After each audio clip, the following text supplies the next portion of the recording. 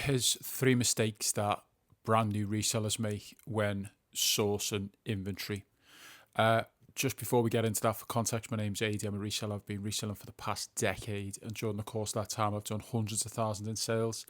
I've also made a lot of mistakes, as many resellers have, especially when it comes to sourcing inventory. So you need to give this video a watch and listen to what I've got to say, because hopefully it's going to save you money and help you earn more money in the future.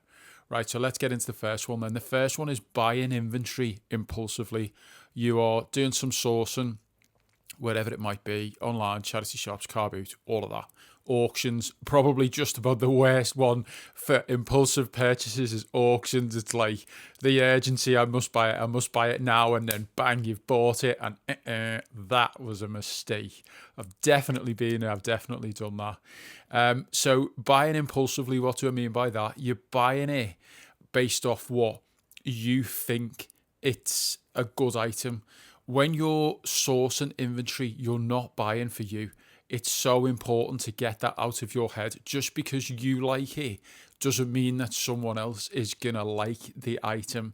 So buying impulsively is often a terrible mistake, unless you've got some specialist knowledge or an unfair advantage in that area where you know that that item is going to be profitable. And I will say, because overconfidence is definitely a part of it for new resellers, I've been doing it for a decade, and I am always cautious when it comes to impulsive purchases. That leads on nicely to the next point, which is actually not conducting research. Not doing your research on your items is a fatal mistake. You need to know with a degree of almost certainty that what you're paying is a good price for a good item. If you are looking to purchase something based off impulsiveness or what you think something's going to do, no, stop. If you find yourself saying that inside your head, just think of what I'm saying to you now and go, wait a minute, get the phone out and do some research. And if you're not sure, don't buy it. Just don't take the chance, because the worst thing you can do as a reseller, or just in general, full stop, is lose money, right? Like, you don't want to do that. That's not what you're here to do. You need to make sure that you have set up systems for your sourcing and across your business. Actually, I could probably do half a dozen posts about the importance of systems in business and within your reselling business. But having a sourcing strategy, a plan for how you're going to acquire your stock is absolutely critical, and making sure that there's research done on those items that you're going to buy is equally critical. It's just so important. I can't emphasize that enough. And then finally, condition.